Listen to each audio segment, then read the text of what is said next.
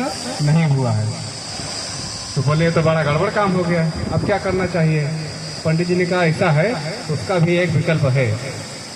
आप एक काम कीजिए कि आपकी माता जी ने कहा है कि जो है वहाँ स्वर्ग में उन्हें,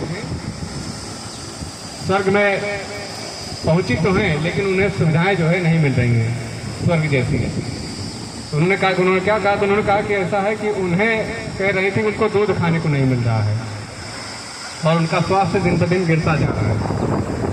उन्होंने कहा अच्छा, तो उसके लिए हमें क्या करना होगा? पंडित जी ने कहा ऐसा है कि आपकी जो गाय है इसको जो है दान करवा दीजिए, और जब गाय यहाँ से दान करेंगे वहाँ स्वर्ग में उनको गाय मिल जाएगी और वो दूध पा जाएंगे तो उनका स्वास्थ्य फिर से सही हो जाएगा। तो उनको भी लगा कि हाँ बात तो सही है। तो वो पंडित जी आते हैं और उसे जो है तमाम कुचक्र करके वो गाय उनसे ले लेते हैं। अच्छा, जब गाय उन्होंने ले ली, कुछ दिन और बीता। कुछ दिन बाद जो है पंडित जी वहाँ फिर पहुँचे उनके घर पर और कहने लगे कि ऐसा है कि कल माता जी फिर आपकी माता जी हमारे सपने में आई थी और वो कह रही थी कि जो है स्वर्ग में उनको घर नहीं मिला है और उनको जब बारिश होती है तो भीगना पड़ता है। तो उन्होंने कहा फिर क्या करना चाहिए? तो उन्होंने कहा कि ऐसा है कि अगर यहाँ से उनको घर कोई दिलवा देते तो वहाँ उनको आराम मिल जाता, घर रखने को मिल जाता। मैं कहा ठीक है। तो एक घर था, एक कमरा बेचारे किसी तरह बनवाए थे, उसको भी जो है उस पंडित ने ले लिया।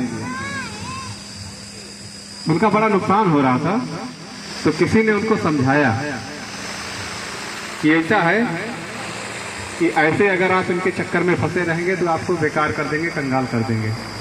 तो उन्होंने कहा इनसे बचने का कोई उपाय है? तो हमारे आपके जैसे वो बुद्धिजीवी थे, तो उन्होंने कहा कि हाँ उपाय है। अब आप एक काम कीजिए, उनको सारी योजना बता दी।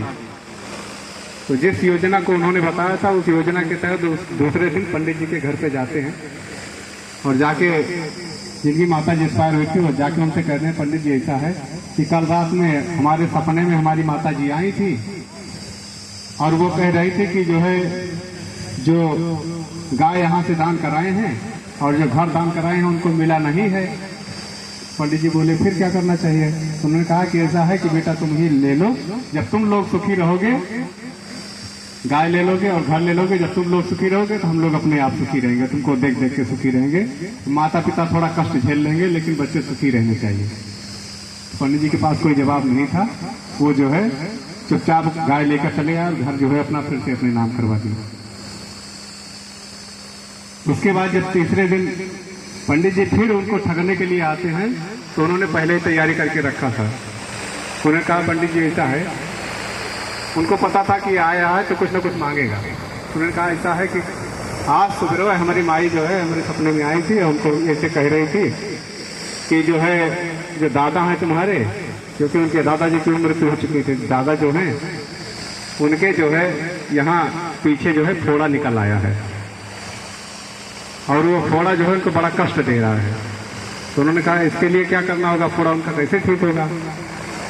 उन्होंने कहा कि ऐसा है कि जो पंडित जी हैं वहाँ पर कुछ भी लेते हैं तो हमें मिल जाता है, तो अगर कोई गर्म सलाख लेके कोई फोड़ा अगर फोड़ दे तो यहाँ हमारा फोड़ा ठीक हो जाएगा।